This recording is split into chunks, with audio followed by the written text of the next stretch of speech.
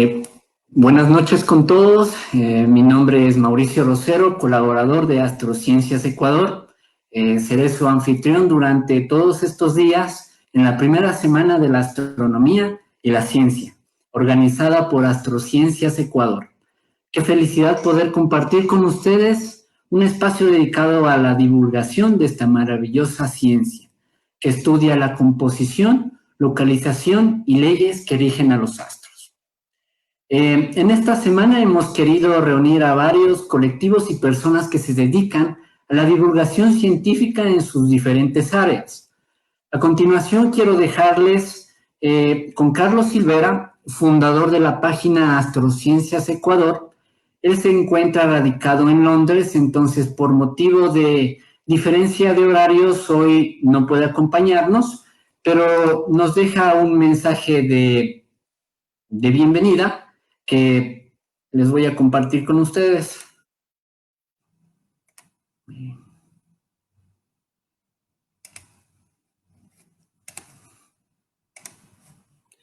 Hola, soy Carlos Silvera, fundador y uno de los actuales administradores de Astrociencias Ecuador. Astrociencias Ecuador es una blog y una página de Facebook dedicada a la divulgación científica de la astronomía y ciencias afines, creada en el 2012. Desde entonces, Astrociencias Ecuador está creciendo. Doy las gracias a todos nuestros seguidores y les aseguro que seguiremos informándoles lo mejor posible. Les doy la bienvenida a la primera semana de la astronomía y de la ciencia. Quiero agradecer a Mauricio Rosero, quien con mi colaboración dio la idea de esta primera semana de videoconferencia. Quiero agradecer también a nuestro invitado especial del Museo de Astronomía y Ciencias Afines de Río de Janeiro, a nuestros expositores pertenecientes de diferentes clubes, asociaciones astronómicas de divulgación científica del Ecuador, como la Asociación Amateur Guayaquil Astronómico, Quillaneán Astronomía Comunitaria, la Red Ecuatoriana de Mujeres Científicas, las Olimpiadas Ecuatorianas de Astronomía y Astronáutica, el Centro de Ciencias Astronómicas Catalina, el Club de Astronomía de la Universidad de Cuenca, el Club de Astronomía Cruz del Sur. Muchas gracias a todos, sean bienvenidos.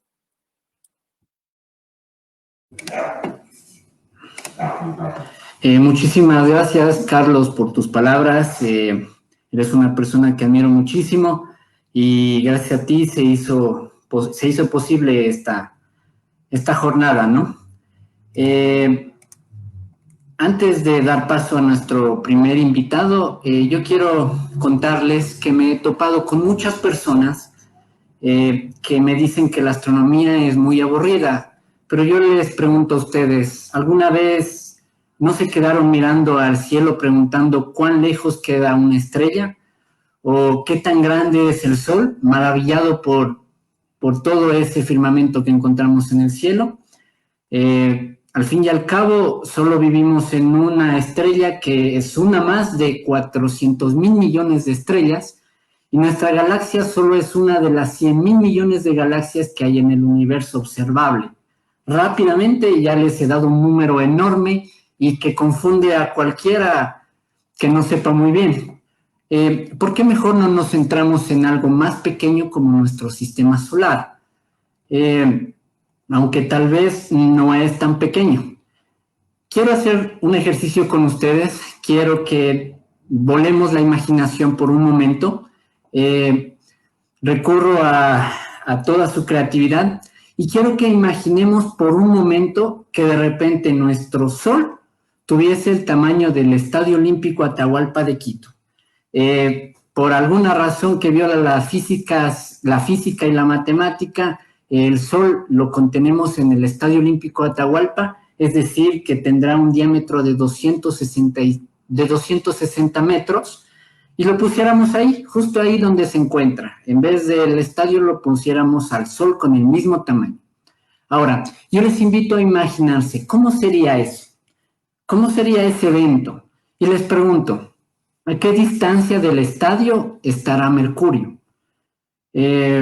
Unos dirán tal vez a unas 2 o 3 cuadras, pero lo cierto es que nuestro sistema solar al parecer no es tan pequeño. Yo quiero enseñarles una presentación que he hecho para que miremos qué tan grande, perdón, es el sistema solar.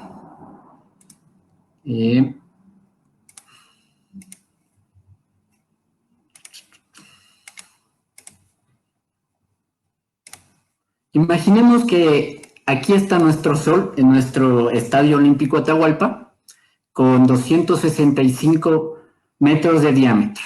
Ahora, como les decía, ¿dónde estará nuestro primer planeta del sistema solar? Tal vez a 2 cuadras, a unas 3 cuadras, pues resulta que no. Si hacemos un poco de menos zoom, podemos ver que en nuestro primer planeta del sistema solar se encuentra a 11 kilómetros del estadio, justamente aquí en el mercado mayorista. Ahí estaría nuestro primer planeta, que más o menos sería como un globo de unos 90 centímetros, más o menos como la llanta de un carro, de un camión grande. Ahí estaría botado, en medio del mercado estaría nuestro primer planeta. Ahora, yo les pregunto, ¿dónde estaría Venus, nuestro segundo planeta, el planeta más caliente del sistema solar? Tenemos que alejarnos y resulta que ya ni siquiera está en Quito. Ahora resulta que está al sur de Sangolquí. Estaría por acá, muy al sur de Sangolquí. Personas que tal vez viven en Quito ya se darán cuenta de que teniendo un sol del tamaño del Estadio Olímpico Atahualpa, tenemos a nuestro segundo planeta Venus, que está en Sangolquí. Ahora yo les pregunto, ¿dónde estará nuestra preciosísima Tierra, el único lugar del universo que sabemos que hay vida? Y resulta que está mucho más lejos, en Tambillo. Si es que alguien es de Tambillo, muchos saludos. Resulta que nuestro planeta Tierra estuviese en Tambillo y tuviese el tamaño de aproximadamente 2 metros. Sería como encontrarnos un balón de 2 metros estacionado ahí en medio de Tambillo. Ahora vamos con otro planeta, nuestro planeta al que queremos ir algún día a colonizar, el planeta del dios romano de la guerra, que sería Marte. Y resulta que Marte ya está mucho más lejos, ya se encuentra en la órbita, como aquí le he simbolizado con color rosado, y resulta que Marte ya estuviese en Cayambe, estuviese por acá, con aproximadamente, sería como encontrarnos una bola de 1,10 metros de diámetro. Así sería Marte si es que nuestro Sol sería del tamaño del Estadio Olímpico Atahualpa, ubicado en Quito. Ahora, desde aquí las distancias se vuelven mucho más grandes, incluso casi se duplican, y encontramos que nuestro planeta, el planeta más grande del sistema solar, del cual hablaremos hoy en Mitos y Verdades, resulta que está acá. Ya si es que el Sol estaría ubicado justo donde está el Estadio Olímpico Atahualpa, Júpiter se encontraría en la ciudad de Quevedo. Entonces, como podemos ver, se encuentra todavía ya demasiado lejos. Desde aquí ya podemos ver toda la perspectiva de que los planetas interiores del sistema solar se encuentran mucho más cerca, pero los planetas gigantes gaseosos ya se encuentran muy lejos. En toda esta franja de Marte y Júpiter se encuentran el cinturón de asteroides. En toda esta granja que abarcaría Carchi, Imbabura, Cotopaxi, todo aquí estaría nuestro cinturón de asteroides. ¿Y qué pasaría si quisiéramos ir al siguiente planeta del sistema solar, que es Saturno, el Señor de los Anillos? Resulta que Saturno, si es que el Sol estuviese en el Estadio Olímpico Atahualpa y fuera de ese tamaño, resulta que Saturno estuviese aquí, justamente en Guayaquil. Ahí estuviese una esfera aproximadamente de 27 metros de diámetro. tan lejos del Estadio Olímpico Atahualpa. Ahora les pregunto, ¿dónde está nuestro siguiente planeta, que es Urano? Ahora, resulta que Urano ya está mucho más lejos, ya ni siquiera está dentro del país, ya lo encontramos fuera del Ecuador, y resulta que está justamente por acá, en la cuenca amazónica, ya en el Perú, muy lejos, ya imagínense que ya ni siquiera podemos ver los planetas interiores, ya los vemos muy lejos, y ahí estaría nuestra órbita de Urano. ¿Y qué pasaría si les pregunto dónde está nuestro último planeta del sistema solar, que es Neptuno, el dios de los mares? Resulta que ya está muchísimo más lejos, ya lo encontramos inclusive en Panamá. O sea, si es que alguien quisiese caminando desde el Sol hasta Neptuno, tal vez no llegaría. Y por último, solamente por referencia, nuestro querido planeta enano Plutón se encontraría muchísimo más lejos, ya lo encontraríamos cerca a Venezuela por el norte, a Costa Rica igualmente, casi llegando a nuestras Islas Galápagos, y al sur casi llegando a la capital de Perú, que es Lima. Y ahora dirán, bueno, ahí se termina el sistema solar, pero resulta que el sistema solar es muchísimo más grande de lo que nosotros imaginaríamos, y le he hecho aquí una medida a escala, que si es que el Sol fuese del tamaño del Estadio Olímpico Atahualpa, la atmósfera solar, a la que le llamamos la heliopausa, es justamente donde termina ya nuestro sistema solar y empieza el espacio interestelar. Resulta que es este círculo rojo que vemos aquí. Ya llegaría, nuestro sistema solar llegaría tan lejos como a Paraguay, como a Chile y como a México, incluso como a Estados Unidos en Florida. Entonces, lo que yo les invito a todos los televidentes es justamente a eso, a que nos enamoremos de esta ciencia, nos enamoremos de algo tan lindo que es la astronomía. Muchas veces nosotros juzgamos simplemente por la portada y decimos muchas cifras y mucha matemática, pero resulta que no. Nuestro universo es muy hermoso, gigantesco. Invito a todos los espectadores que nos acompañen a sumergirse con nosotros en el apasionante mundo de la ciencia y la astronomía. Este día es nuestro inicio. Le damos la bienvenida Le vamos a dar la bienvenida a la persona que nos va a ayudar justamente con la temática de hoy, que es la de mitos y verdades dentro de la astronomía. Yo quiero darle la bienvenida a Vladimir Jarin. Él es Vladimir Jarin. Es formado en física en la Universidad Industrial de Santander de Colombia, con maestría y doctorado en astronomía del Observatorio Nacional de Río de Janeiro, especialista en análisis espectroscópica de poblaciones estelares, con experiencia en estudios fotométricos de morfología galáctica. Actualmente lidera acciones de educación en ciencias en el Museo de Astronomía y de Ciencias del Ministerio de Brasilero en Río, como con su proyecto Mirar al Cielo, que facilita la formación continua de profesores de educación básica en temas de astronomía.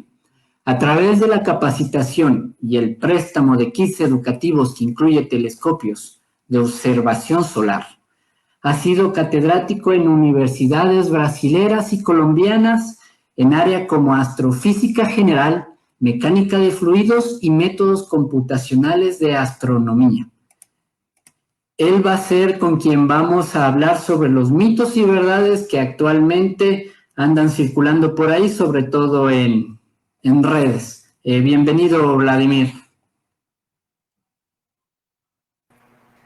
Muy buenas noches, Mauricio. Buenas noches a todos los espectadores que nos están acompañando a esta hora. en este comienzo de una semana, de un evento que vale mucho la pena para compartir conocimiento y también para generar inquietudes, ¿no? Generar inquietudes alrededor de la astronomía. Me conmovió, me encantó la introducción que hiciste hablando sobre esa idea de la inmensidad del universo, ¿no? Y la inmensidad del universo es algo que no nos cabe tan fácilmente en la cabeza, y un buen ejercicio para empezar a entender eso de que somos algo muy pequeño en una inmensidad descomunal. Es un buen ejercicio comenzar a hacer pequeñas escalas, ¿no? Entonces, el Estadio Olímpico Atahualpa es el Sol. Fue una analogía maravillosa. Adoré la analogía y adoré todo el recorrido que hiciste para llegar hasta los confines del sistema solar allá por la Florida. Me gustó mucho eso. Entonces, hoy pues vamos a hablar de algunos mitos y las verdades, ¿sí? A veces ese término verdad es tan, digamos, tan tendencioso, tan polémico, pero una cosa sí es verdad, y es que con la proliferación de las comunicaciones, de la Internet, con la proliferación de la producción de contenido por parte de muchas personas que con buenas o no tan buenas intenciones comienzan a producir contenido, entonces se genera la propagación muchas veces de informaciones que son imprecisas. Y las informaciones imprecisas son como una bola de nieve. Llega un momento que tú tienes que oír en la sala de clases alumnos diciendo, no, eso del movimiento de caída libre es una mentira. ¿Por qué? Porque la gravedad no existe. No, el youtuber lo dijo. Entonces es bueno, independiente de que a veces las verdades no sean tan absolutas, es bueno decir qué no es real en todas estas conversas, ¿no? En todos estos conceptos. Entonces seguramente habrá muchos otros mitos. Aquí pues vamos a hablar de algunos, ¿no? Que ustedes quisieron traer a colación. Entonces, comenzamos. Sí, justamente esta reflexión del sistema solar es genial para darnos cuenta de lo pequeño que somos, ¿no? Y pues bueno, iniciemos, vámonos mano a la obra y veamos a ver cómo va esos mitos, porque hay mucha desinformación, sobre todo en redes. Hay muchos mitos que a veces ya duele la cabeza estar ahí leyéndolos. Y pues bueno, a ver, vamos a iniciar por algo sencillo, por decirlo así, algo que ya debería ser desmentido ya hace mucho tiempo. Sin embargo, cada vez este movimiento toma mucha fuerza y es preocupante, la verdad. El mito es, Vladimir, ¿la Tierra es plana, sí o no? Ese, digamos, es el punto de partida de muchas discusiones sobre por qué estamos como estamos en este momento. Entonces, la Tierra efectivamente es redonda, no es plana, y las demostraciones de eso son diversas. O sea, no existe una, no existen dos, existen muchas demostraciones de que la Tierra es redonda, ¿sí? A veces se oye decir que los antiguos pensaron que la Tierra era plana y que incluso en la Biblia se decía que la Tierra era plana, y entonces medio que se mezclan varias cosas, ¿no? Entonces, ¿de dónde viene la idea de que la Tierra es plana? Sí, en la antigüedad algunas personas marginalmente, de una manera un poco necia, no creían en la idea de la Tierra redonda, pero una de las primeras demostraciones de que la Tierra era redonda la hizo Eratóstenes, ¿sí? Eratóstenes hizo un experimento maravilloso, poniendo a desplazarse a una persona hasta la ciudad de Tebas y otra persona, él, en Alejandría, y medir la distancia entre Tebas y Alejandría, determinar el ángulo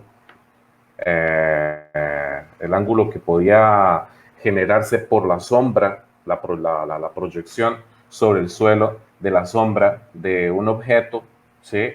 Y entonces ahí se pudo determinar el ángulo que se generaba entre la ciudad de Alejandría, la ciudad de Tebas, y ahí determinar también el radio de la Tierra. Entonces, estamos hablando de que de que 400 años antes de Jesucristo ya se sabía que la Tierra era redonda y que tenía una medida de radio, ¿sí? Que tiene una buena precisión, digamos, colocándolo en números actuales, ¿sí? Entonces, algunas personas sí, no creyeron en eso y eso pues se mantuvo medio que así en una cierta clandestinidad. Durante la Edad Media era obvio que la Tierra era redonda, ¿sí? La discusión en la Edad Media era otra, el problema era pensar que la Tierra era el centro del universo, pero incluso siendo el centro del universo, la Tierra era redonda. Eso ya estaba determinado en la Edad Media. A veces se habla de la Edad Media como un periodo donde todo el mundo era idiota y realmente no. O sea, había una estructura que era rigurosa y opresora, pero había cosas que ya estaban determinadas como las conocemos actualmente. Entonces, ¿de dónde viene el resurgimiento de esa idea de la Tierra plana? De los movimientos religiosos protestantes norteamericanos en el siglo XIX. ¿Sí? Entonces, algunos de esos movimientos que surgieron en el área de Salt Lake City, no estoy especificando alguna religión en particular, sino algunas personas comenzaron a decir, no, o sea, que la Tierra es redonda no es intuitivo, ¿sí? Entonces de repente estamos interpretando mal y comenzó a generarse a propagarse esa idea de que no se estaba leyendo adecuadamente la Biblia, no se estaba interpretando adecuadamente la realidad. Entonces eso pues se vino a propagar y ha ganado un gran destaque en los últimos años, en parte con base en el fortalecimiento de ciertas posturas muy ortodoxas en la interpretación de las cosas, en parte gracias a la propagación de los medios de comunicación a través de la Internet.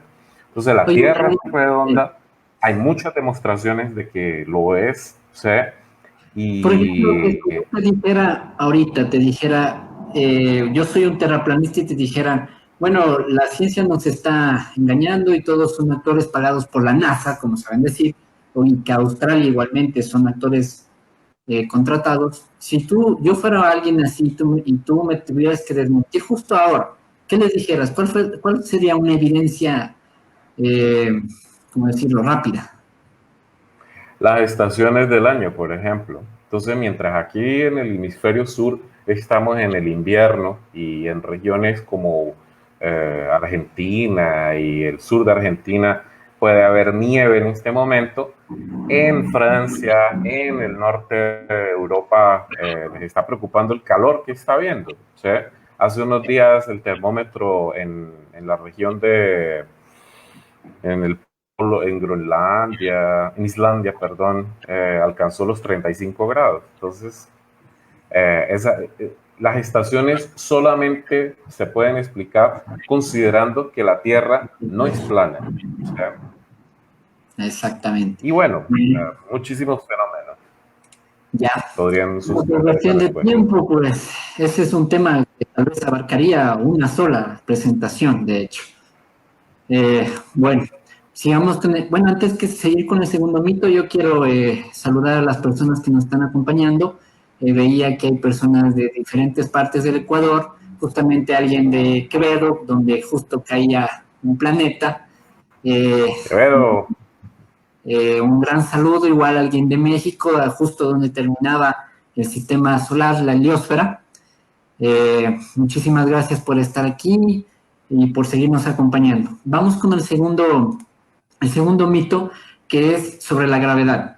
El mito que en el espacio no hay gravedad y que por eso flotan. ¿Qué nos dices de eso? entonces, la gravedad es lo que permite que la Tierra mantenga a la Luna girando alrededor de ella y es lo que permite que la Tierra y la Luna y los demás objetos del sistema solar estén vinculados, estén amarrados prácticamente al Sol, ¿sí? Entonces, ¿Qué es lo que pasa?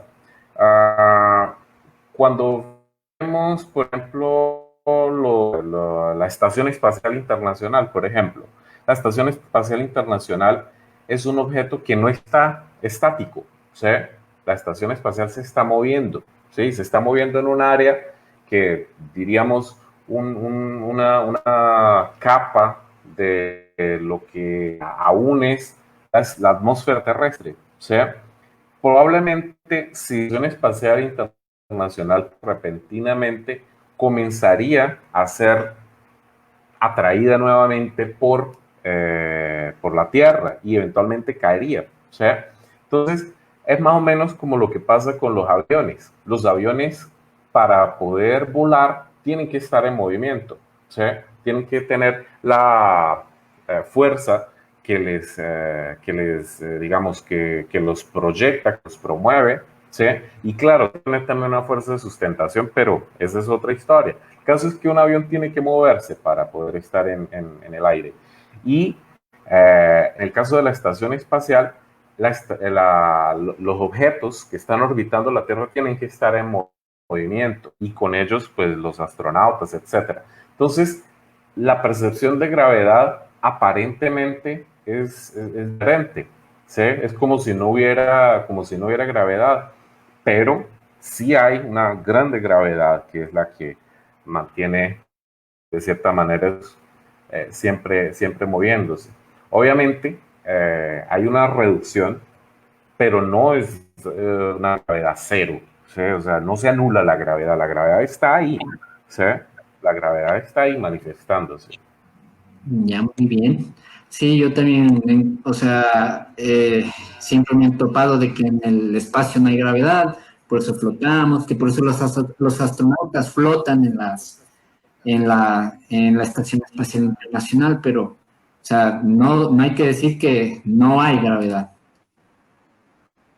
Ya, muy bien. Hay un mito que siempre me lo han preguntado a mí y es sobre si sales al espacio, explotas. ¿Qué es lo que verdaderamente pasa cuando una persona saldría al espacio sin ninguna protección? La verdad, el mayor peligro en el espacio no es la diferencia de presión. El cuerpo humano, obviamente en buenas condiciones, tiene capacidad de adaptarse progresivamente a la ausencia o a la diferencia de presión, ¿sí? Porque las venas son elásticas, los tejidos son elásticos, obviamente no sería una situación confortable, pero se adaptaría, no habría una explosión así de la nada, a menos que hubiese un movimiento muy rápido o hubiese una diferencia potencial gravitacional muy grande. Lo que sí afecta mucho es la falta de oxígeno, ¿sí? La falta de oxígeno y la exposición. O sea, imaginémonos una persona extrema, ¿no? Aquellos que hacen parkour y todo eso. Entonces, imaginémonos un man que se sale de la estación espacial ahí a correr sin nada. Entonces, la persona se va a ver impactada por mucha radiación de alta energía. Y por alta energía entendamos rayos ultravioleta, rayos X que se propagan a través del espacio, lo que llamamos rayos cósmicos, que son partículas de alta energía y que son filtradas por la atmósfera. Entonces la persona estaría sin oxígeno, con una gran dificultad para poder mantenerse consciente durante por lo menos algo más de 15 segundos. Probablemente más de 15 segundos no soportaría la falta de oxígeno y estaría expuesta a una radiación de alta energía que inmediatamente le haría mucho mal, ¿sí? Ese sería el gran prejuicio de salir sin protección al espacio como tal. Muy bien, muy bien. Vamos con el siguiente. Bueno, yo también quiero saludar a las personas que se están conectando. Hay personas que nos saludan desde Costa Rica, desde Argentina. Muchísimas gracias por seguirnos desde allá. En Ecuador nos siguen desde Ibarra, desde Cuenca, Atacames, Guayaquil. Guayaquil. Muchísimas La gracias. familia Guayaquil. Saludos desde Salcedo. Nos dicen qué alegría que justamente desde Ecuador mismo nos estén visitando. En Ecuador, lastimosamente, tal vez la astronomía no es tan fuerte, no es uno de unos temas prioritarios de los que el gobierno o las unidades educativas toman mucha iniciativa, pero sin embargo hay sectores en donde sí se está desarrollando y en buena hora. Saludos desde Durán también, muchas gracias por seguirnos. Seguimos con otro más. Hay un tema que es fascinante y es que nosotros cada vez que nos despertamos vemos al sol y vemos que es amarillo, pero resulta que solo lo vemos como amarillo, pero en realidad no es así, ¿o cómo es, Vladimir? El color del sol. Sí, efectivamente. ¿Qué color tiene el sol? Esa es una pregunta bien interesante y la respuesta puede ser tan compleja como quieras. O sea, entonces partamos de la premisa de que el color que vemos en el cielo es un color falso. ¿Sí? El cielo no es azul, azul bebé, ni es rojizo como es en la tarde, ni es amarillo en el amanecer. ¿Sí? Eh, el color que vemos del cielo es resultado de un fenómeno de la dispersión de la luz al llegar a la atmósfera, que se denomina la dispersión Rayleigh. ¿Sí? La dispersión Rayleigh es la responsable que, en función de la inclinación digamos, de la luz solar a lo largo del día, el color del cielo varíe. Si retirásemos la atmósfera, ¿sí? Si retirásemos la atmósfera, veríamos siempre el sol como un objeto brillante blanco, un objeto brillante blanco. Y verdad sea dicha, la luz del sol es una luz que parece ser blanca. Sin embargo, ahí entramos en algunos detalles de la física del estudio del campo electromagnético y de las características cuánticas de la luz. Entonces, ¿qué pasa? La luz no, la luz que produce el sol no es una luz de apenas un tipo. O sea, el sol, debido a sus características energéticas, produce una gran cantidad de radiación que tiene diferentes características. Hay una luz más energética que se produce, que sería el caso de una cantidad de radiación ultravioleta, radiación X, ¿sí? Hay una cantidad de radiación un poco menos energética, que es el infrarrojo, las ondas de radio, y lo que nos interesa a nosotros, lo visual, digamos, en este contexto, se llama la ventana visible del espectro electromagnético, que se compone básicamente de los colores del arco iris. Entonces resulta que los colores del arco iris en composición dan blanco. ¿Sí? Existe un experimento que se llama el experimento del disco de Newton, y es tener un disco con todos los colores, todas las tonalidades del arco iris, se lo pone a girar a una determinada frecuencia, la composición de esos colores es un color blanco. Ahora, ¿qué es lo que diferencia la luz del sol de la luz que podría tener otra estrella? La temperatura, la energía que esta estrella produce. Entonces, ahí es donde entra la parte de la mecánica cuántica. Las partículas que producen radiación en el Sol y la radiación misma como partículas, ¿no? Existe el principio de la dualidad onda-partícula, entonces la luz se comporta como partícula, pero también se comporta como onda, ¿sí? Entonces, las partículas de luz, ¿sí? Que serían los fotones, de cierta manera es como si tuvieras un baile con muchas personas. Algunas personas bailan más rápido, otras personas bailan más lento. Va a haber una tendencia estadística del ritmo del baile de las personas, y esa es la que va a determinar el color representativo, o mejor dicho, el ritmo representativo de ese baile. ¿Sí? Entonces, pon reggaetón, que les gusta tanto. Entonces habrá gente que lo baile lentamente, habrá gente que sea muy performática, y al final va a haber una tendencia, ¿sí? Una tendencia de ese ritmo, ¿sí? Eso es lo que va a determinar el ritmo de la fiesta, ¿sí? Entonces, de la misma manera la luz, ¿sí? Existe una tendencia de la agitación térmica de las partículas ahí en el Sol que está más localizada hacia la longitud de onda del color amarillo. Entonces, la longitud de onda representativa de la luz solar es el color amarillo, pero el Sol en sí no se podría decir, ay, lo veo amarillo, no. Él tiene una luz cuya mayor tendencia de emisión está en la longitud de onda del amarillo, pero el Sol tiene también infrarrojo, tiene ultravioleta, tiene todos los colores que Entonces sabemos que se estaría mal denomina dicho si es que yo digo el Sol es amarillo, básicamente. Ajá, sí, es amarillo, pero pasando por todo este trayecto. ¿Sí? No podríamos decir que el Sol es amarillo porque lo vemos amarillo a cierta hora del día. ¿Sí?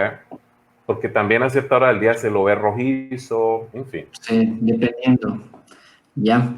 Bueno, yo también quiero animar si tal vez alguien de los espectadores tiene una pregunta, algo que siempre ha querido saber, tal vez hoy justo en la mañana me preguntaban, oye, Mauricio, ¿qué es la nada? Y yo decía, chuta, o sea, es una pregunta, o sea, parece graciosa y simple, pero la verdad es que resulta compleja. Entonces, hoy sería muy bueno si es que alguien tiene una pregunta, nos deje en los comentarios. Igual los saludos para todas las ciudades. Vamos con el siguiente mito, y es sobre si es que existe verdaderamente el lado oscuro de la luna. Bueno, yo soy fanático de los Transformers y la tercera película justamente de ellos es El lado oscuro de la luna, en donde nos hacen ver o nos muestran un lado oscuro de la luna como oscuro literalmente, pero acláranos si es que verdaderamente existe un lado oscuro de la luna, Vladimir. Entonces, partamos de una premisa. Nosotros vemos la misma cara de la luna, no porque la luna no se esté moviendo, porque la luna no rote, sino porque la rotación y la traslación de la luna están acompasadas, ¿sí? Ellas están sincronizadas, ¿sí?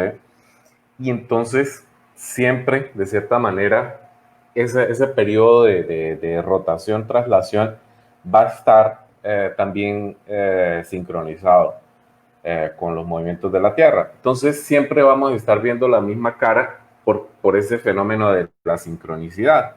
Entonces, el lado oscuro de la Luna no es algo permanente, ¿sí? De hecho, la Luna pues tiene una rotación propia. Entonces, en una etapa de su rotación, el Sol va a estar alumbrando la parte que nosotros vemos, por decirlo de alguna manera. La otra parte va a estar sin luz, ¿sí? Pero a medida que el movimiento progresa, entonces la parte que nosotros no vemos va a recibir luz solar, y que eso de cierta manera va a coincidir precisamente con la fase de luna nueva, ¿sí? Cuando tenemos luna nueva, no vemos la luna, ¿sí? Porque no la vemos por la forma en que la luna está respecto a la luz solar, ¿sí? Entonces parece que no la vemos. La luna puede estar ahí, pero no la vemos porque no está siendo iluminada la parte que nosotros vemos debido a ese movimiento de sincronicidad. Entonces, ahí lo que tenemos es esa composición de movimientos. No existe un lado oscuro de la luna al que no llega nada, no. Es simplemente el efecto de esa sincronicidad respecto al movimiento de la Tierra. Muy bien. Sí, la luna justamente es el satélite natural muy, muy apasionante. Igual esa coincidencia, ¿no? En que el Sol es 400 veces más grande que la Luna y al mismo tiempo se encuentra 400 veces más lejos, por eso podemos ver los eclipses solares. Esa es una coincidencia que es genial, ¿no? O sea, nosotros poder Ajá. ver. Tal vez no hemos visto un eclipse total de sol, ojalá en algún momento. Me parece que en unos años en Colombia se va a dar un eclipse solar. No estoy muy seguro. Bueno, ya le hemos de preguntar al experto en eso que va a estar el día miércoles. Bueno, Básicamente, a lo largo del año hay unos, estamos hablando del mundo todo, ¿no? Entre unos 4 y 6 eclipses solares. Pueden ser totales, anulares, parciales. Básicamente, esa es como la estadística de eclipses. una pregunta que nos hace Diego Peña, que me resulta, eh, Mi hermano. me resulta intrigante o por lo menos difícil de contestar. Es sobre si es que el universo tiene límites. O sea, nosotros pudiéramos coger una nave y violar las leyes de la física y llegar al límite del universo. ¿Existe un límite, mejor dicho? Diego, esa pregunta no había que hacerla. Aquí nos vamos a quedar toda la noche, Entonces, parecer. es de las de quedarse toda la noche y tráiganme un buen trago porque va para largo la respuesta. Un aguardiente. De aguardiente, de caña. Entonces, realmente esa es una noción compleja, ¿sí? Existen 3 modelos o sea, el universo como una estructura macroscópica, ¿sí? Solo vino a ser representado científicamente al comienzo del siglo XX, ¿sí? O sea, pensemos en el universo como una región con un gas que tiene unos objetos, galaxias, ¿sí? Y entonces la distribución de esos objetos, de acuerdo con los modelos matemáticos derivados de ciertas ecuaciones de la física, esa distribución de los objetos podría ser o una distribución abierta en continua expansión o una distribución cerrada, ¿sí? Si tuviéramos una distribución cerrada, en el caso de una distribución así circular, esférica, una distribución cerrada, daría la posibilidad de que en algún momento ella se expandiese y frenase la expansión y comenzase la contracción. Entonces ahí tendríamos esa idea de que el universo tiene un límite, ¿no? Tiene un borde. Pero, de acuerdo con las investigaciones posteriores, se vio que la suposición de un universo cerrado no era la que mejor correspondía con los datos observacionales, con los resultados de experimentos físicos, ¿sí? Ahí viene un poco toda la historia de la cosmología del siglo XX, ¿no? Entonces, actualmente sabemos que el universo es una variedad abierta, ¿sí? Cuando digo variedad me refiero a que es una distribución bidimensional con curvatura, ¿sí? Y esa variedad no tiene frontera, o por lo menos no se la conocemos todavía, porque también estamos jugando con 2 cosas. Una, los modelos teóricos, ¿sí? Entonces los modelos teóricos son amparados en cuestiones como esta que estoy hablando, la geometría diferencial, la topología y el modelo que denominamos modelo estándar, el modelo lambda CDM, que se denomina el modelo estándar de las partículas fundamentales, que dio origen al universo, básicamente. Pero desde el punto de vista observacional también podríamos decir lo siguiente: de repente sí existe la frontera, ¿por qué no? Lo que pasa es que todavía no tenemos instrumentos para observar algún objeto distante que podríamos considerar como el objeto de la frontera, etcétera. Desde el punto de vista de lo que ya se observó, de lo que los modelos pudieron decirnos de la evolución macroscópica del universo, el universo no tiene frontera, ¿sí? El Es universo se está infinito, pero expandiendo y se está expandiendo aceleradamente, ¿sí? Entonces, cada vez más necesitamos de instrumentos de observación, de instrumentos de repente aprimorar nuestros aceleradores de partículas para entender mejor cómo sucedieron los primeros momentos de la expansión y saber más sobre lo que está, digamos, la forma en que esa expansión sucedió, ¿no? Entonces, el universo no tiene frontera. Podría tenerla. Los modelos no permiten saber más allá de lo que podemos observar. Muy bien, Vladi. Una pregunta express, o sea, para que me la respondas rapidísimo, porque hay muchos temas que topar. Nixon Lima nos dice, si la luz viaja, ¿se la puede considerar materia o no? No. Mejor dicho, si es que la luz es materia o no. No, la luz no es materia. No es materia porque lo que caracteriza a la materia es digamos, unas características a nivel cuántico que determinan la forma en que ella interactúa con otras formas digamos, de sustancia, ¿sí? Entonces existe básicamente radiación y materia. La luz es radiación. La luz se manifiesta como partícula a través de un tipo de partícula que se denomina bosón, ¿sí? El bosón, que en el caso de la luz se llama fotón, ¿sí? Entonces los bosones tienen una forma de interactuar y de comportarse diferente de las partículas que se denominan partículas de materia, que son los fermiones, ¿sí? Entonces los fermiones tienen una cierta restricción, entonces los fermiones montan estructuras, los átomos, ¿sí? Y los átomos tienen un orden para formarse. Los átomos no se forman así como que bótale unas pasas ahí al cake que va a dar alguna cosa, no. Los átomos se forman con una estructura delimitada y determinada por el principio de exclusión de Pauli, que es lo que diferencia a los fermiones, ¿sí? Los fermiones necesitan seguir el principio de exclusión de Pauli.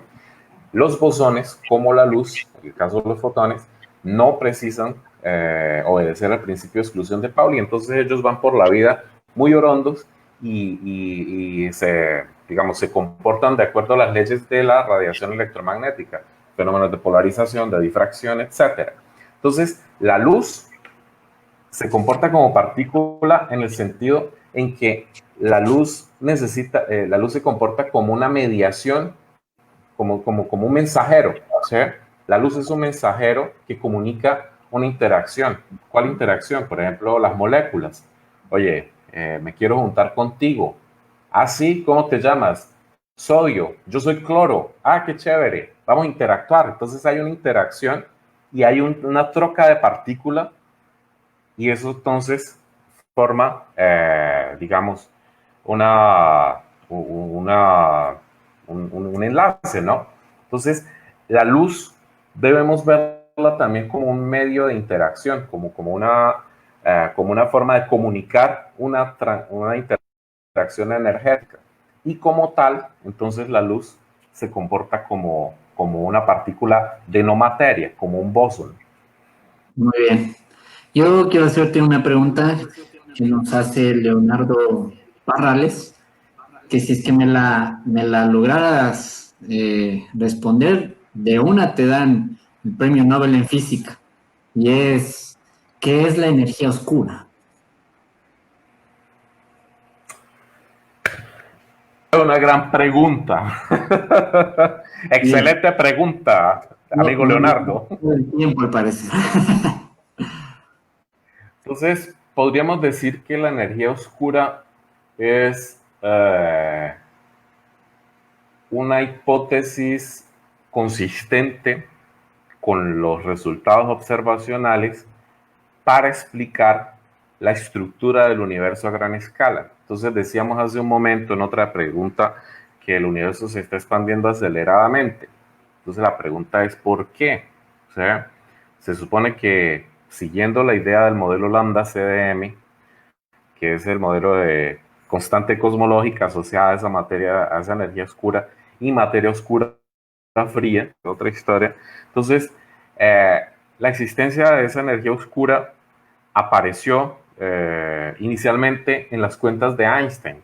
A Einstein no le gustaba la idea de que el universo ya había sido observado en la astronomía por Edwin Hubble. Entonces él dijo, no, el universo no se está expandiendo, entonces vamos a colocarle ahí una constante que permite que el universo se tenga como una estructura. Posteriormente, Einstein dijo, no, fue un error haber dicho eso, pero bueno, ya estoy viejo, no me importa. Entonces, después, en el fin de los años 90, varios científicos, varios astrónomos observaron el comportamiento de la luz de diferentes supernovas tipo 1A, que permitió determinar que la expansión era acelerada, o sea, que estaba dando el ritmo de expansión, y que eso solo podría explicarse volviendo a desempolvar y reinterpretar aquel concepto de Einstein que era la constante cosmológica. Entonces, la constante cosmológica, la energía oscura, es una hipótesis consistente con las observaciones astronómicas del universo a grandes distancias para explicar la expansión acelerada, para explicar la formación de estructuras a gran escala, los aglomerados de galaxias en el caso, y cómo el universo de cierta manera tiene una estructura más o menos organizada con un criterio jerárquico, ¿sí? Se forman unas estructuras, después se forman otras, después se forman otras. Ahora, ¿qué es la energía oscura? Esa es una pregunta que todavía no tiene respuesta, ¿sí? No sabemos medir de una manera fenomenológica lo que es la energía oscura. Ah, sí, sucede esta explosión y entonces se genera energía oscura, ¿sí? No tenemos esa aproximación fenomenológica. Sabemos que está ahí y que el universo es como es porque ella existe. ¿Y por qué confiamos tanto en ella? ¿No será de repente un asunto de fe como que, ay, que necesitamos creer en algo? No. Las observaciones de objetos muy distantes nos dicen que hay algo que está impulsando la expansión del universo. Esa observación de objetos distantes es de cierta manera la referencia a ese concepto de energía oscura, ¿sí? Hace algunos años salió un estudio diciendo que había habido una sobreestimación de la energía de las supernovas que observaron y tal cosa, pero finalmente el estudio no consiguió demostrar algo contrario a lo que el estudio de Reis y Perlmutter de 1998 consiguió demostrar, ¿sí? Y es que el universo se está expandiendo aceleradamente. Ese estudio de Reis y Perlmutter sobre supernovas tipo 1A fue el premio Nobel de 2011, si no me engaño, o sea, el premio Nobel de Física 2011. Fue una investigación del final de los años 90 y solo en el 2011 vino a ser galardonado. Entonces, no sabemos, como muchas cosas en la física, ¿no? Muchas cosas en la física no sabemos exactamente lo que son y con qué se comen y cuándo es que se deben comer, pero sabemos que están ahí y cada vez más nos aproximamos a tratar de entender un poco más sobre ellas, ¿no? La respuesta corta era, no lo sabemos. En poco. O sea, Yo tengo alergia a las respuestas cortas. O sea, es que es irónico, ¿no? O sea, nosotros parece que supiéramos bastante, pero no sabemos algo tan elemental que es de qué se compone la mayoría de nuestro universo. Solo vemos el 5%. No es elemental. Solo vemos un 5%, lo demás no podemos verlo, pero como tú dices, sabemos que está ahí. Bueno, también quiero saludar a las personas que nos están escribiendo. Hay preguntas muy buenas, obviamente por tiempo no se va a poder leerlas todas, ¿no? Pero hay una pregunta que la hace Fabián Sánchez y que yo, bueno, siempre he buscado también. Bueno, Fabián Sánchez de Cuenca. Ah, sí, justamente. A todos los amantes, creo que del universo, de alguna manera, o bien nos gusta Star Wars, o sea, no sé, es como que La mayoría, un 99.9% nos gusta Star Wars y, y justamente en este tipo de películas, o sea, se da para llamar la atención, como para que se hagan bien llamativas las escenas. Justamente hay explosiones en el espacio, que una nave que llega Darth Vader y comienza a atacar la rebelión y todo eso. Entonces, pasaría eso si supongamos llegaría algún Sith a la Tierra y de repente nos empezara a atacar a la Estación Espacial Internacional. ¿Habría esas explosiones? ¿Habría ese sonido en primer lugar? No, no porque el sonido es una onda mecánica. El sonido necesita de un medio continuo de propagación. ¿Sí? Y el espacio tiene una densidad, ¿sí? La densidad es del orden de milésimos de gramo por metro cúbico, por kilómetro cúbico, ¿sí? Es muy pequeña. Entonces, el sonido necesita para propagarse un medio mecánico, un medio continuo, el aire, los líquidos, los sólidos, y en el espacio no es el caso. Sí, sí. Esa fue incluso una corrección que progresivamente el cine de ciencia ficción tuvo que ir haciendo, ¿sí? No podemos poner explosiones y sonidos de naves Es que porque eso no hay vende, cómo ¿no? propagarse. Hay una pregunta que nos hace Stephanie Manzano.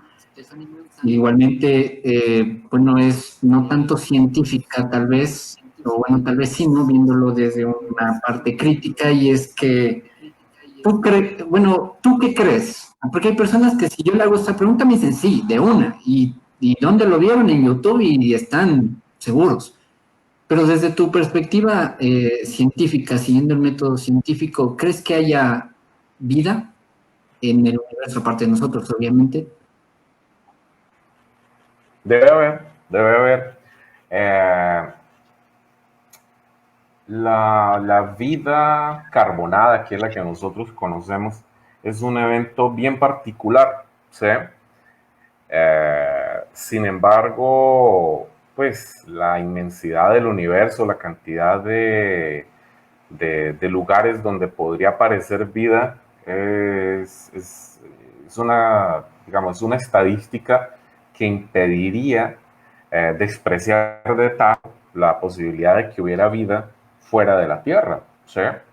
En ese sentido también, como en otros aspectos, la respuesta demanda una explicación adicional, y es que haya vida depende de varios factores, ¿no? Entonces depende de la cantidad de radiación que se recibe, depende de la existencia de una atmósfera, depende del tipo de radiación que se recibe, depende de la abundancia química de ciertos elementos, o sea, entonces, para que hagan una idea, el primer exoplaneta fue observado en 1995. O sea, el primer exoplaneta que orbitaba una estrella similar al Sol. Ese es el tipo de estrella en el cual puede haber planetas que pudieran eventualmente albergar vida. Estrellas más calientes no permitirían y estrellas más frías tampoco. Entonces, al día de hoy probablemente debe haber más de 5.000 planetas de ese tipo ya observados, ¿sí? Hay un sitio, ¿sí?, que es exoplanets.org, que mantiene la estadística de exoplanetas observados y cuáles planetas con características terrestres, cuáles planetas con una alta habitabilidad. ¿Sí? Eso existe una medida de lo que se denomina el índice de habitabilidad. Entonces hay planetas que tienen una habitabilidad, el mínimo es 0, el máximo es 1.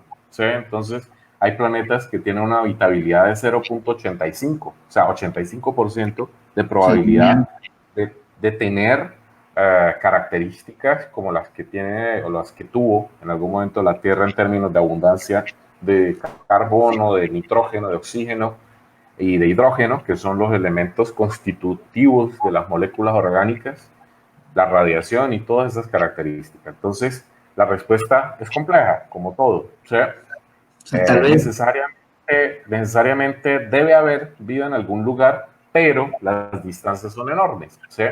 Entonces, el sistema estelar más próximo es el sistema de Próxima Centauri, que está a trillones de kilómetros, ¿sí? En el, demoraríamos 21.000 años en llegar, de hecho, yendo a la y la velocidad de la estrella más luz de próxima. uno. Es la estrella más próxima. Entonces, de repente, esos otros civilizaciones, esos otros lugares donde hay vida, si están al mismo nivel evolutivo que nosotros, se están preguntando lo mismo, ¿sí? Parece un pleonasmo, parece una cosa redundante, pero ellos están también abocados a las mismas limitaciones que nosotros. Eso es importante. No tenemos cómo suponer que ellos son mucho más avanzados que nosotros, ¿sí? Parecería como cierta vanidad, no, ellos tienen que ser menos avanzados que nosotros, pero hay de cierta manera un parámetro, y es que la evolución de una especie, en teoría, dependería de la disponibilidad de recursos materiales, ¿sí? De la disponibilidad de hierro, de silicio, de todos esos materiales que componen el mundo tecnológico que nos ha permitido llegar hasta donde hemos llegado, ¿sí? Una sociedad que no tiene silicio en sus abundancias químicas, pues no podría desarrollar semiconductores y no podría desarrollar dispositivos de comunicación como los celulares, ¿sí? Para tener celulares hay que tener silicio. Entonces, cosas de esas nos permiten pensar que muy posiblemente a lo más que podríamos aspirar es a encontrar civilizaciones más o menos parecidas con la nuestra, ¿sí? En función de todas las consideraciones, ¿no? Abundancias de materiales, habitabilidad y por ahí va. te iba a preguntar, te iba a hacer una pregunta, mejor dicho, pero creo que nos íbamos a ir de largo y era justamente sobre los universos paralelos, pero me parece que mejor no. Hay un tema, No, un mito que siempre me resulta interesante, es que Júpiter gira alrededor del Sol. una buena pregunta, una pregunta del vecindario. Júpiter es un cuerpo muy grande, ¿sí? Júpiter es varias centenas de veces más masivo que la Tierra, ¿sí? So, Júpiter tiene una masa del orden de 10 a la 27, la Tierra tiene una masa del orden de 10 a la 24, casi 1000 veces mayor que la Tierra, la masa de Júpiter. Júpiter tiene más masa que todos los planetas juntos, todo el resto de planetas juntos, ¿sí? Entonces, en los sistemas mecánicos, ya pensando en un sistema de partículas, ¿sí? El sistema solar es un sistema de partículas. Entonces, el movimiento se da en función de un centro de gravedad común, ¿sí? Entonces, comúnmente pensamos que el centro de gravedad del sistema solar es el Sol, ¿sí? Porque es la mayor concentración de masa que se encuentra en el sistema solar. Sin embargo, haciendo las cuentas más rigurosamente, se encuentra que, considerando el sistema Júpiter-Sol, el centro de gravedad no está en el centro del Sol, sino un poco más fuera de la superficie solar. Entonces, lo que se dice es que el sistema Júpiter-Sol tiene un centro de gravedad común y ellos realmente se mueven alrededor de ese centro de gravedad, ¿sí? Un poco lo que sucedía lo que sucede pues, con Plutón y Caronte, ¿sí? Plutón y Caronte, la luna de Plutón, ellos, no es que Caronte se mueva alrededor de Plutón, es que tienen una masa tal que ellos tienen un centro de gravedad común. Entonces, aquí Plutón, aquí Caronte, ellos se van moviendo solidariamente, ¿sí? Se van moviendo uno respecto al otro. Entonces, el sistema Júpiter-Sol también tiene un poco eso. Obviamente, pues bueno, la mayor masa es la del Sol y por eso el centro de gravedad está más cerca del Sol que de Júpiter. Sí, o sea, eso Entonces, es el único planeta que no gira alrededor propiamente del Sol, sino de un baricentro, me parece que se llama, ¿verdad? Ajá. Eh, Hay otra pregunta, bueno, mil disculpas a todos los espectadores que nos hacen preguntas. Este tema son complejos, ¿no? Como por ejemplo, alguien dice multiverso. O sea, Pero estamos en una hora que ya se pueden hablar cosas pesadas, cosas controversiales.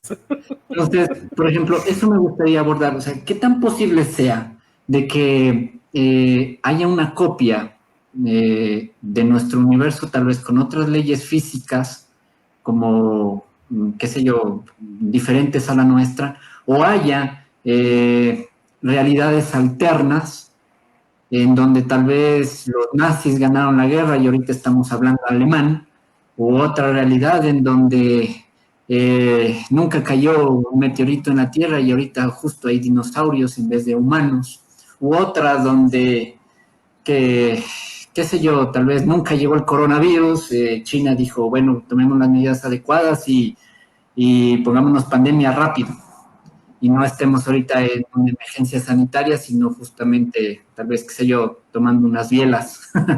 Entonces, ¿qué tan desierto es esta situación de que puede existir universos paralelos? O en primer lugar, ¿cuál es la diferencia entre universos paralelos y tal vez un multiverso? ¿O es lo mismo? No, no sé si nos puedes aclarar.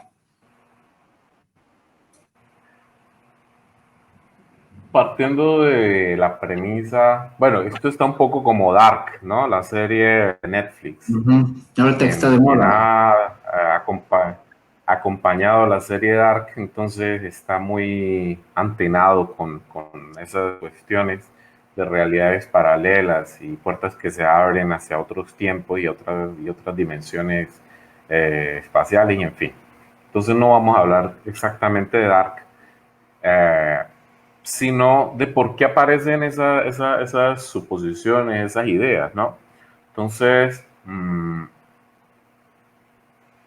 la física moderna, que se compone de la mecánica cuántica, la teoría de la relatividad, básicamente, eh, tiene algunas discusiones de interpretación que han generado la aparición de teorías posibles para, de cierta manera, superar esos vacíos, esos gaps de explicación. ¿Sí? Entonces, por ejemplo, existe la idea de que si dos partículas tienen un estado cuántico mientras están juntas, se las separa, eventualmente podrían compartir información a pesar de la separación, ¿sí?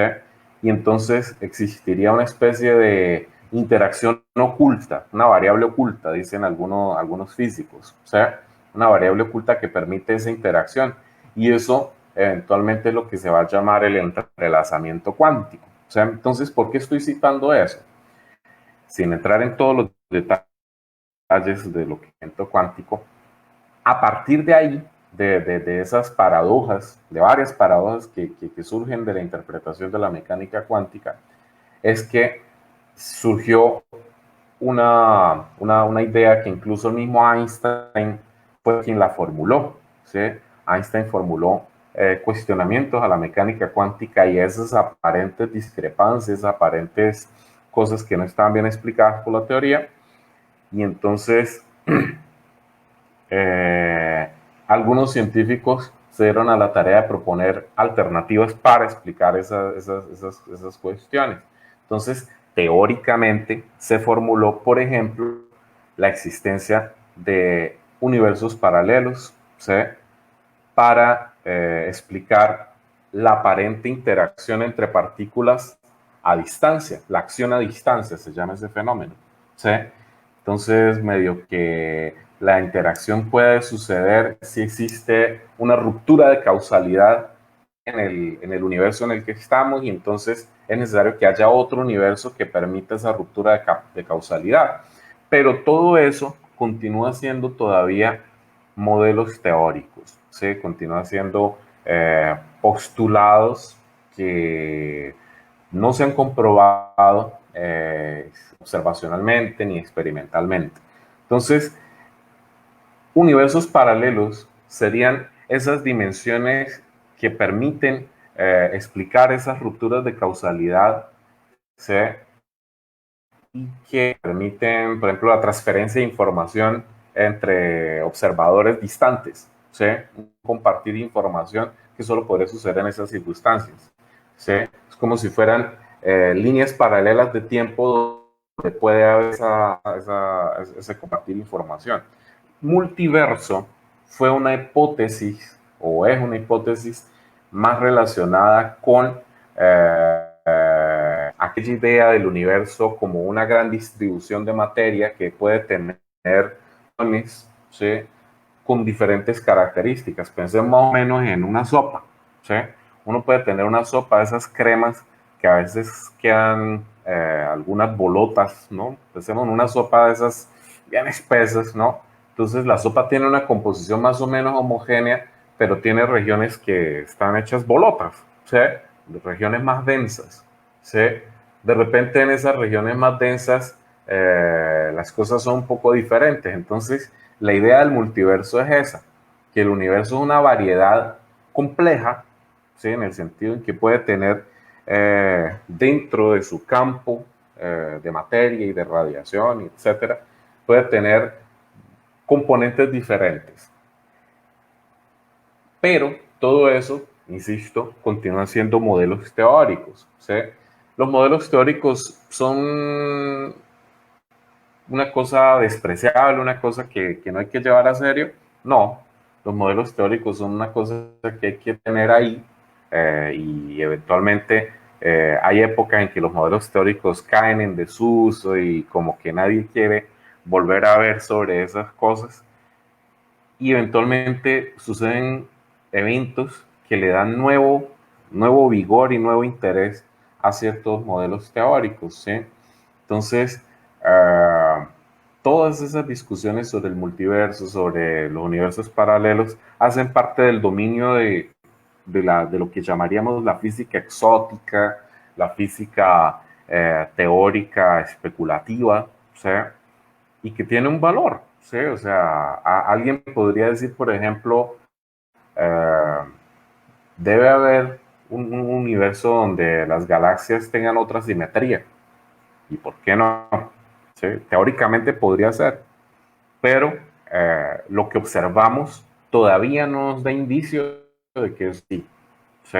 Todavía, por eso hace unos días, en toda esta andanada de noticias,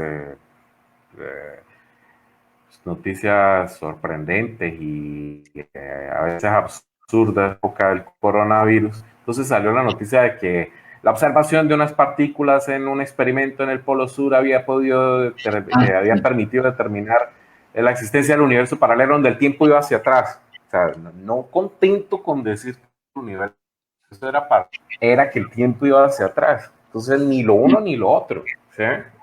Fue una observación de unos neutrinos de alta energía que podrían ser interpretados de varias otras maneras sin apelar a una hipótesis tan extrema y digamos, como que el universo paralelo con el tiempo hacia atrás y tal cosa. Pero los medios pues venden eso de una manera bastante espectáculo de los fenómenos. Entonces, no hay indicios observacionales de que eso sea, de que eso exista como tal. Ahora, insisto, la ciencia deja de lado unas ciertas cosas y resulta que durante un tiempo se suceden otras cosas y aparece una validación de aquello que se había desestimado. Bueno, esta sesión estaba programada justamente para 1 hora, ¿no? Pero resulta que la gente pide más. Me parece que hay cosas que todavía no hemos hablado. Incluso una Aurora nos dice, todos venimos aquí a escucharlos por las respuestas largas, dice. ya tienes una admiradora. Una amiga me dice que si es que estás casado, que le des un número. Es justamente porque- es justamente por eso, ¿no? El hablar de ciencia tal vez es muy cautivante, tal vez lo vemos desde un lado aburrido, tal vez lo vemos como la educación tradicional de que nos dicen aprende esto y aprende este otro. Entonces, la vemos aburrido, pero tal vez hablándola así, con un conversatorio más ameno, con todos los televidentes, es mucho más atractiva. Hay una pregunta que va por esa dirección de la conspiranoia. La gente le gusta hablar de teorías conspiranoicas porque tal vez las hacen ver más inteligentes, ¿no? Y se van por allá, me dijeron que, bueno, hay un canal de YouTube que no recuerdo cuál es el nombre de todo esto de conspiranoicas, del orden mundial, que, que justamente por ahí va que la Tierra es plana. Hay otra que dice que jamás hemos llegado a la Luna, que Estados Unidos, justamente había una pregunta de aquí que decía que Estados Unidos, ¿por qué canceló los transbordadores, las misiones Apolo a la Luna? Nunca llegaron, todo es pagado por la NASA. Incluso hubo una noticia en la que Neil Armstrong trae una roca y la entrega a una universidad de Bélgica y resulta que esa roca era falsa, era de la Tierra. Entonces todos empezaron que no, que nunca llegamos, que todo es pagado, que las estrellas no se miran en las fotografías y un montón de cosas que la verdad ya, o sea, son algo creíble si es que tú no supieras de ciencia, ¿no? Entonces por eso justamente acláranos, ¿llegamos o no a la Luna? Y dinos tal vez un argumento que de una mate eso para que ya no vuelva otra vez a estar en discusión algo que ya se ha demostrado. ¿Hemos llegado o no a la Luna? Claro que llegamos a la Luna. Eh, la prueba de es que uno de los, digamos, en física y en astronomía permanente se están midiendo ciertos valores de referencia. Entonces, por ejemplo, el valor de la velocidad de la luz, ese valor es un valor ya establecido como constante universal, ¿sí? El valor de la velocidad de la luz. Y de cierta manera, el trabajo del físico en laboratorio es partir de que las cosas funcionan siempre de la misma manera para explicar los fenómenos que no se ajustan a las explicaciones comunes. El valor de la velocidad de la luz y un valor que también es muy monitoreado en la observación astronómica es la distancia de la Tierra a la Luna. Entonces, la distancia de la Tierra a la Luna es posible estimarla con mayor precisión gracias a un dispositivo de reflexión que fue dejado en la superficie lunar y que permite mediciones del tiempo que toma una luz de láser de alta colimación en llegar a la Luna y devolverse. Entonces, ahí se mide la distancia de la Tierra a la Luna, se tiene esa medida como una medida de referencia. ¿Sí? Entonces, no podría existir ese experimento si no fuese porque hay un dispositivo montado allá, ¿no? Entonces, hay varias cosas para acrecentar ahí. ¿Por qué no fueron más a la Luna? Fueron nomás hasta 1972. Porque ir a la Luna no es como ir de Tulcán a Quito. ¿Sí? Ir a la Luna es un costo enorme. Todavía la misión Apolo 11, que fue la que llegó por primera vez a la Luna en 1969, todavía la misión Apolo es la misión espacial más cara de la historia. Y la misión Apolo fue muy cara y fue exitosa. Después otras misiones hasta 1972, la última vez fue en 1972.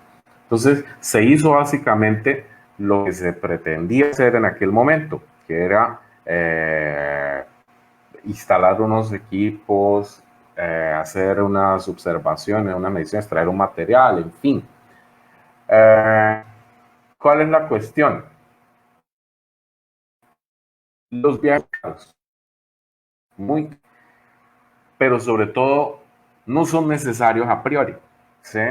Va a parecer una expresión así medio polémica que venga alguien a decir que los viajes estipulados no son necesarios. No son, ¿sí? En principio no son necesarios. Ustedes han visto que se han mandado sondas y vehículos para Marte y sondas para orbitar, orbitar Júpiter, sí, orbitar Saturno, etcétera. Y esas sondas nos dan una cantidad de información que es la información con la que se hace ciencia. La misión tripulada tiene algunos objetivos interesantes, pero fundamentalmente hay objetivos que las misiones tripuladas tienen, y el objetivo político, ¿sí? el golpe de opinión. ¿Sí? Entonces, por ejemplo, recientemente tuvimos la misión del Falcon 9, ¿sí?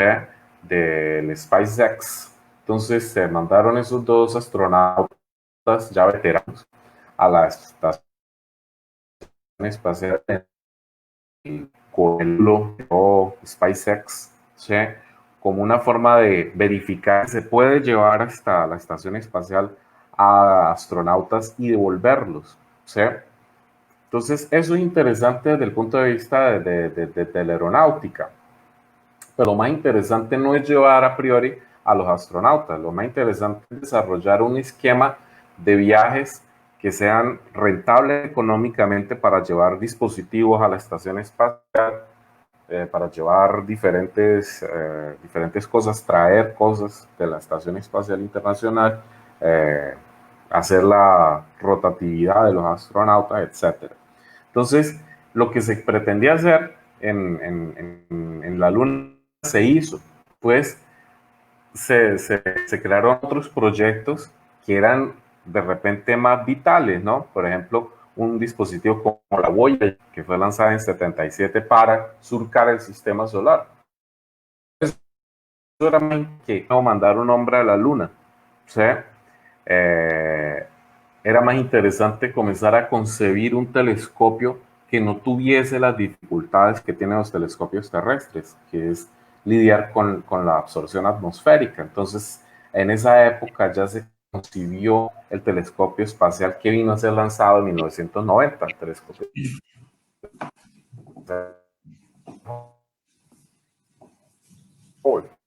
El objetivo de las misiones tripuladas tiene una componente grande de golpe político. Lo conseguimos, lo hicimos, ¿sí? Pero la ciencia que se hace con la exploración espacial no depende de misiones tripuladas a priori, ¿sí? Depende de lanzar dispositivos y colocarlos, colocar en órbita un satélite que va darnos un recorrido por el sistema solar, etc.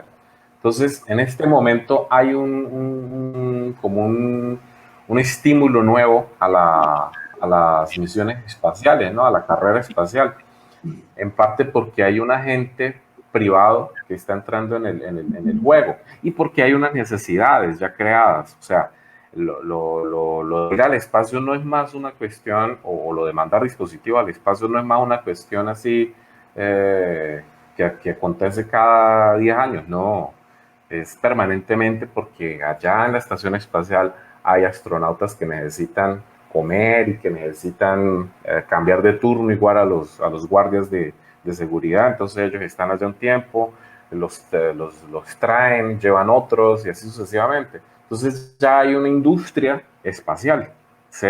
Ya hay la necesidad de abaratar los costos de llevar astronautas hasta allá y de traerlos. Y también está ese otro golpe de opinión, una opinión muy personal, de ir a Marte antes de 2030. Algunos dicen antes de 2025, yo lo veo más complicado.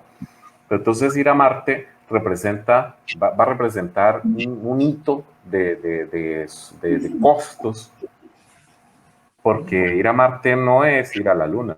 Ir a Marte es una distancia mucho mayor y otros desafíos y más tiempo de vuelo, etc. Entonces, si no se tuviera la experiencia del viaje a la Luna, no se tendría Estación Espacial Internacional, que la vemos surcar el cielo a veces. Ya la vemos, está ahí, pasa. Tendríamos los satélites que tenemos para los diferentes usos tecnológicos. No tendríamos las misiones espaciales que han permitido conocer más sobre el espacio. No tendríamos el telescopio espacial Hubble, el XXM de Newton para observar rayos X, etcétera. Un montón de cosas que hacen parte ya de nuestra cotidianidad no estarían si no hubiese habido viaje a la Luna. Sí, es apasionante. O sea, ahorita hay de por medio bastante en juego, ¿no? Tal vez la minería espacial es otro motivante. O sea, el agua, los metales, tal vez asteroides que contienen oro y otros metales preciosos que Eso es son preocupante. Sí, o sea, ¿qué va a pasar? Eso es preocupante. Eso genera un debate interesante, casi un debate ético. ¿Quién tiene derecho a explorar recursos fuera de la Tierra? Ahí creo que se deberían aplicar las la normas, NASA, las leyes de aguas internacionales. El que llega primero, el que lo encuentra primero, básicamente, él lo... O sea, es tremendo, ¿no? Bueno, ese tipo de temática la vamos a topar el día sábado. El día sábado vamos a hablar justamente con otro colectivo, hablar sobre el futuro de los viajes espaciales.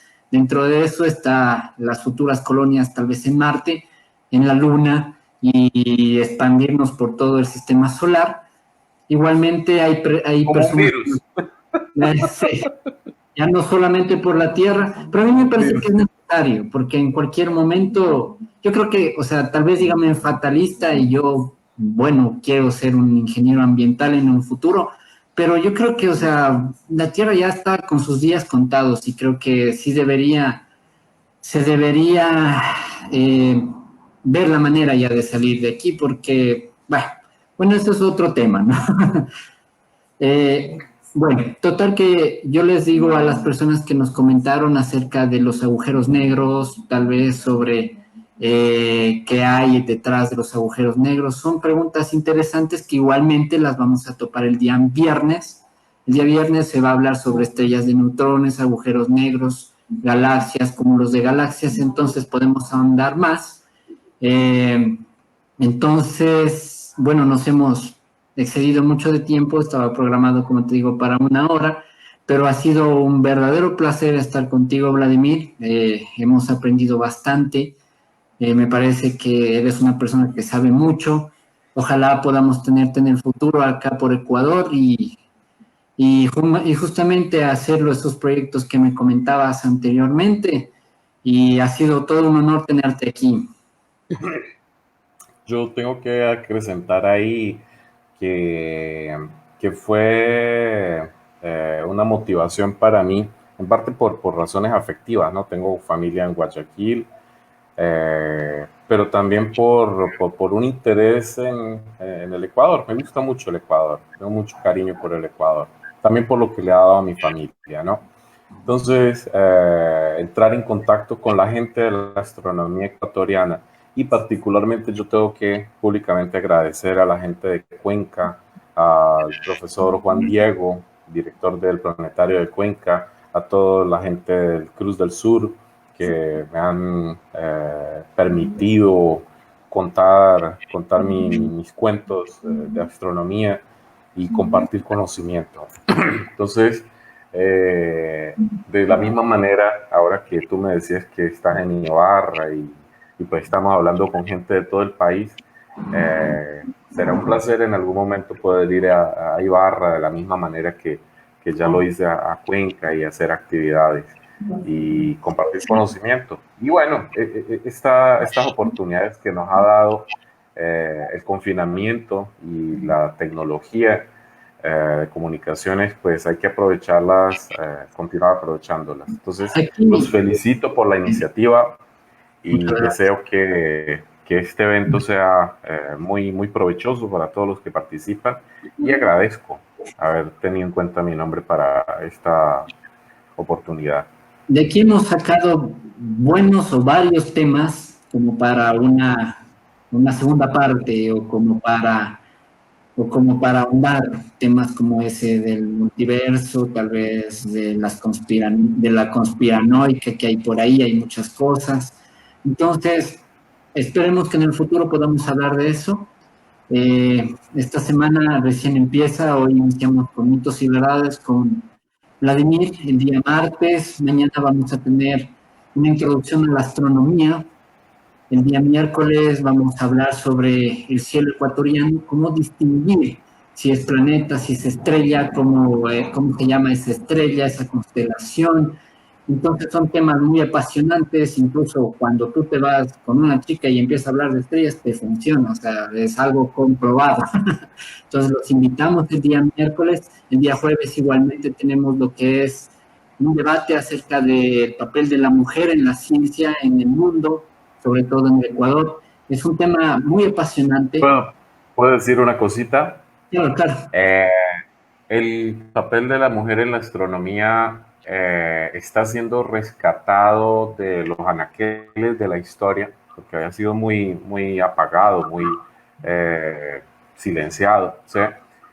Para que tengan una idea, fueron las mujeres, las astrónomas, que a final del siglo XIX y a comienzo del siglo XX hicieron toda la clasificación espectral de las estrellas.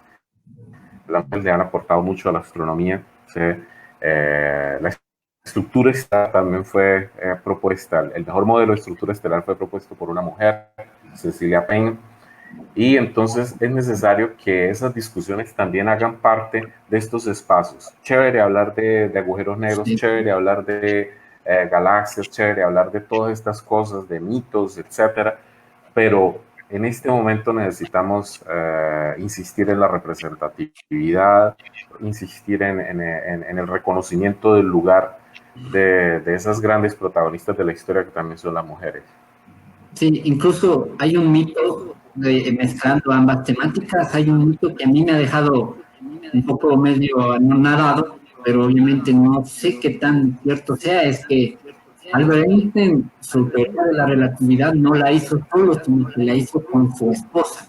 De hecho, su esposa fue la que propuso en primer lugar, pero obviamente por el machismo y toda esa situación en esa época, Albert Einstein se lleva todo el crédito.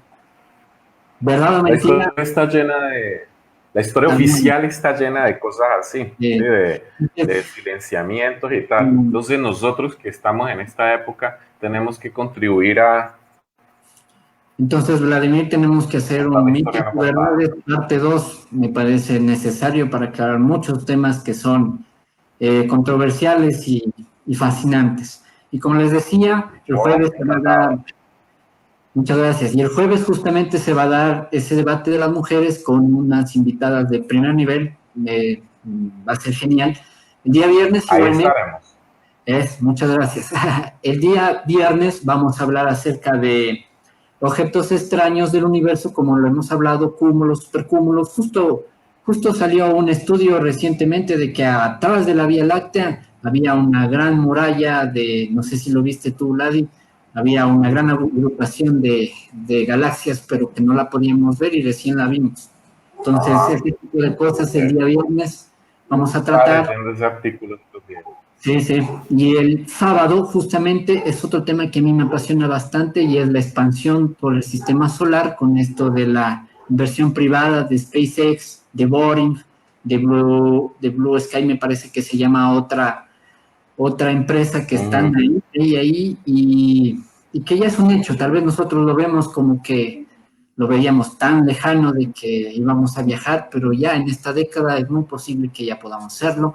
Así que todos están cordialmente invitados, tú igualmente, Vladimir, y te agradezco nuevamente. Nos debemos una segunda parte de mitos y verdades de la astronomía. Así que muchísimas gracias a todos los espectadores aquí. ¿Algo más que agregar, tal vez, Vladimir?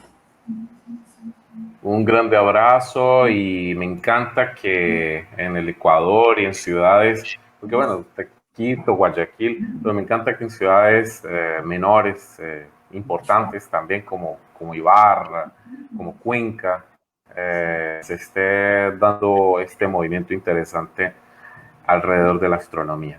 De esa manera, en algunos años, el Ecuador también ya tendrá su carrera en investigación. Precisamente a final de julio va a haber la Escuela de Astrofísica del Observatorio de Quito, un evento con astrónomos ecuatorianos, por lo que he visto, de muy buen nivel.